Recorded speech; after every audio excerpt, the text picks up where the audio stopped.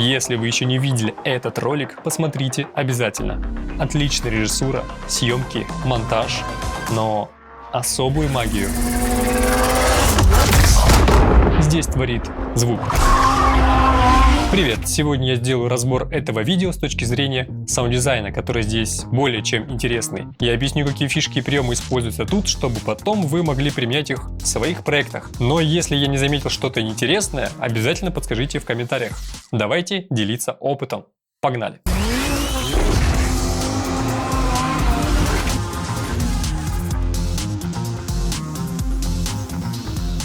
Предыстория. В 2017-м автомобиль Dodge Viper был снят с производства, а компания Pennzoil воздала почести, посвятив ему ролик. Съемки проходили в Майами, местная полиция, медики, пожарные следили за безопасностью, а за рулем был каскадер из фильмов «Форсаж». В общем, с бюджетом все отлично. По сюжету в ролике кто-то украл последний Viper, но таинственный гонщик обнаружил его и возвращает машину владельцу. На сегодняшний день видео набрало более 4,5 миллионов просмотров, и многие отмечают именно звук. Мне самому очень нравится, я держу это видео в референсах. В общем, давайте смотреть, я буду комментировать и перематывать, чтобы пояснять. Итак. В начале райзер, громкость плавно нарастает. Влетели в логотип со звуком в уши, как будто это что-то материальное.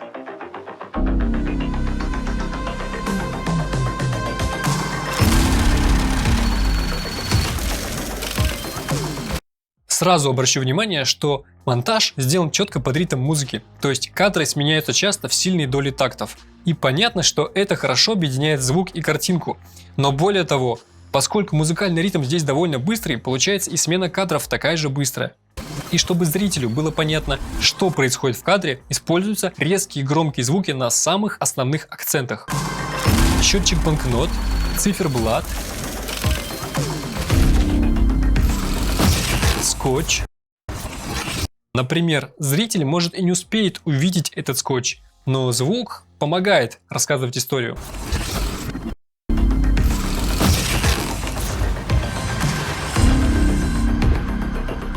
Вот тут сквозь музыку хорошо слышно полицейскую сирену. Во-первых, это дает понять, что мы сейчас на улице, а во-вторых, это намек на то, что происходит что-то незаконное или тревожная обстановка.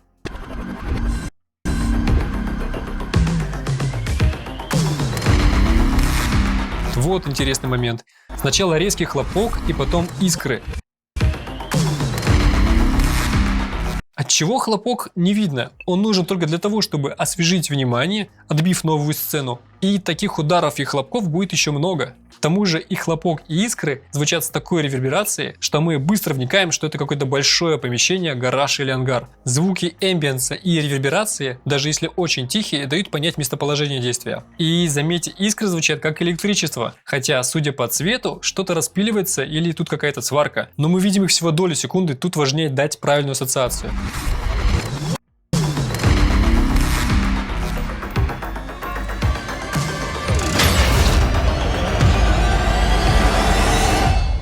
Остановимся тут.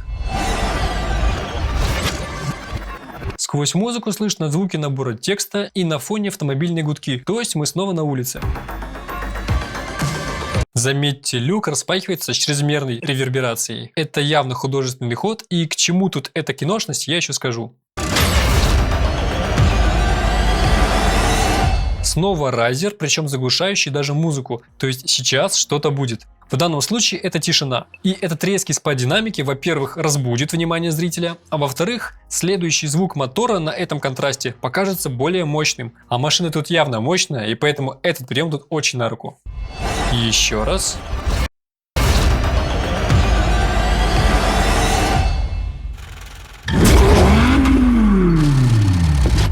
А сейчас глянем сразу длинный отрывок и обратить внимание, как звук меняется при смене планов, ближе дальше, и как он перемещается по панораме. И что интересно, музыки тут больше нет, звуков города нет, нет птиц или чего-то еще. Есть только рев мотора, визг шин и кое-какие мелкие детали. Но сначала послушайте сами.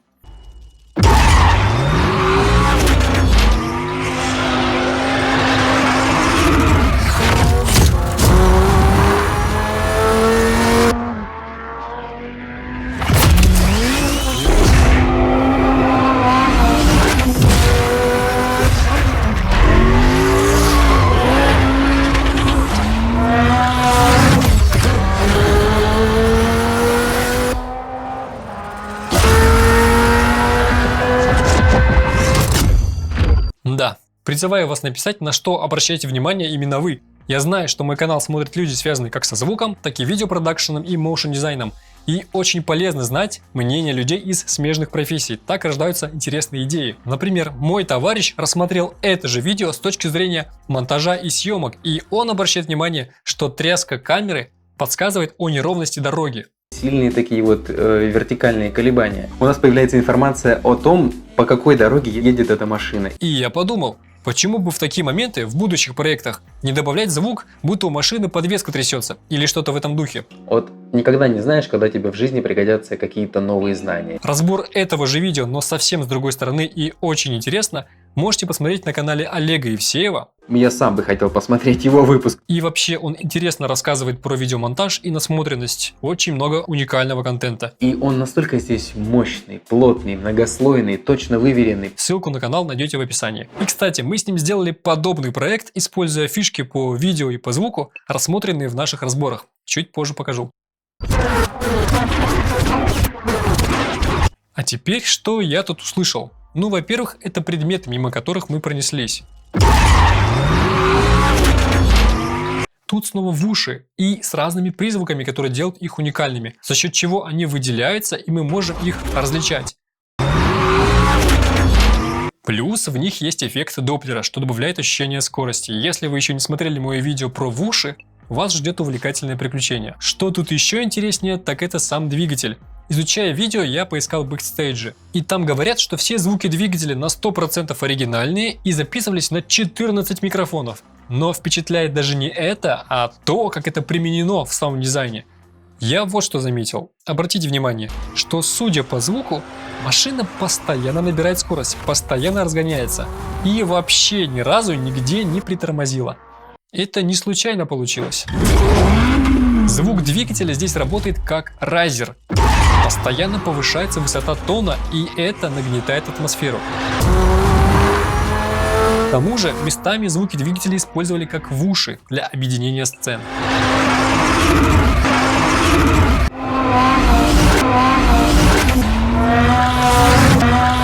А если прислушаться, здесь очень много едва заметных звуков, усиливающих напряжение. Например, райзер, когда мы видим тахометр.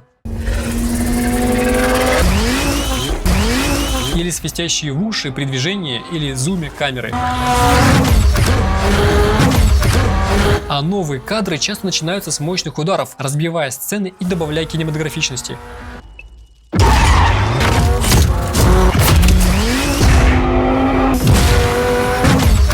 Ладно, смотрим дальше.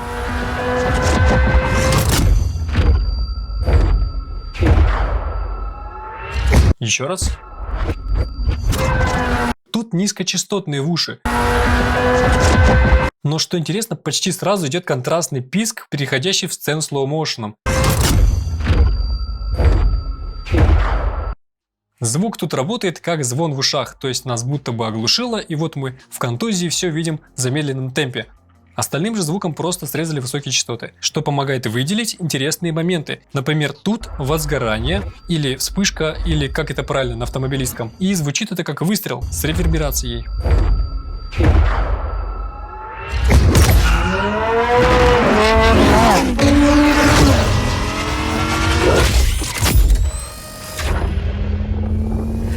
Тут J-Cut ярко выраженный. Это прием монтажа, когда мы видим одну сцену, но слышим звук уже из следующей.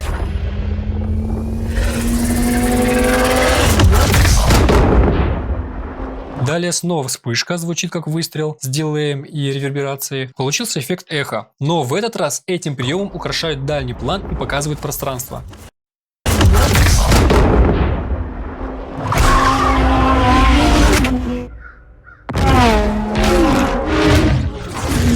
Появились вороны, и это снова на контрасте выделяет громкую машину, которая в этот раз еще и украшена другой реверберацией, показывая новую локацию.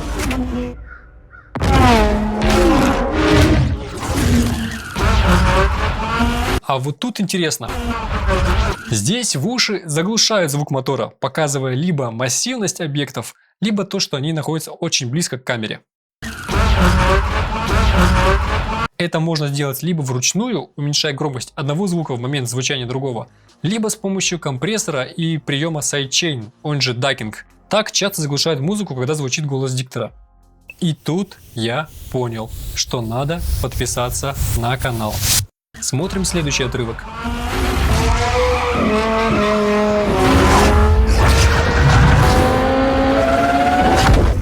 Снова райзеры, удары и писк в замедлении.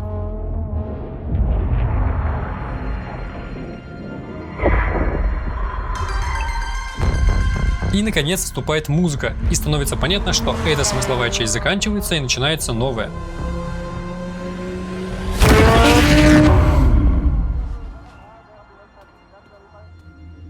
Глаз интересно озвучен двигателем, а музыка замерла. И мы понимаем, что мужчина обратил внимание на звук. Кстати, звук телевизора меняет свое положение вместе со сменой ракурса. Не забывайте о таких деталях.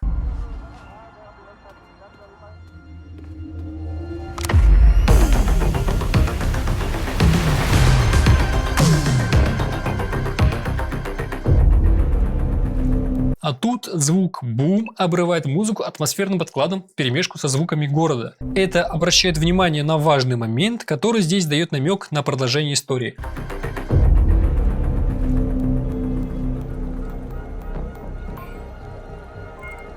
И выходим на лого с помощью музыки и звука двигателя. По моему скромному мнению, все в этом ролике звучит здорово, разборчиво, к месту, со вкусом и киношно. Я поискал, кто занимался звуком в этом ролике, и оказалось, что процессом руководила компания Source Sound, основатели которой Чарльз Динан и Тим Гэдемер. Кто не знает, эта студия делает звук для фильмов и трейлеров Голливуда, Warner Bros., Universal и так далее. Сотрудничает с известными разработчиками видеоигр, и самое интересное, они делали звук для фильмов «Форсаж» и серии игр Need for Speed. В общем, делать автомобильный звук и показать его киношно эти ребята умеют и уже очень давно. Но нужно понимать, что для подобных и ежедневных задач не нужно искать кучу микрофонов, потому что, во-первых, есть библиотеки со звуками разных автомобилей, они продаются сборниками из разных марок, либо отдельно, и можно найти, наверное, любой автомобиль, опять же оставлю пару ссылок. Ну а во-вторых, конечно, есть инструменты для саунд-дизайна, и один из них — Igniter от компании Krotos, известный как в игровой, так и в видеоиндустрии. В нем звуки настоящих записанных двигателей скрещиваются с возможностями синтеза. В пресетах найдете известные марки автомобилей, мотоциклы, самолеты, вертолеты. Выбирайте любой и управляйте оборотами двигателя.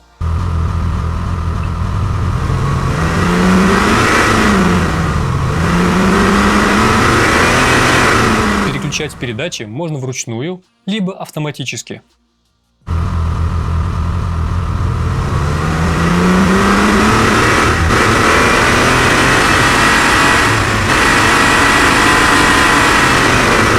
Что классно, каждый звук записан как со стороны двигателя, так и со стороны трубы. И вы можете смешивать их в нужной пропорции, в зависимости от ракурса съемок.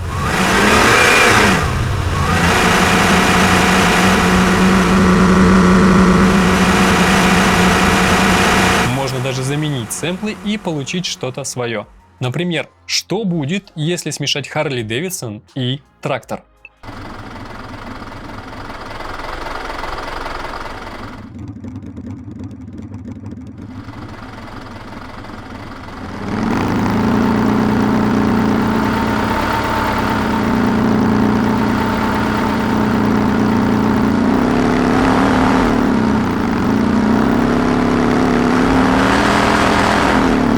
Это только вкладка Granular, а еще есть синтезатор, чтобы сделать более футуристичный звук. Можно подмешать любые призвуки, например, пробуксовку шин или любой другой звук. И задать, когда и как именно это все будет звучать. Плюс встроенный модуль с эффектами, включая доплер.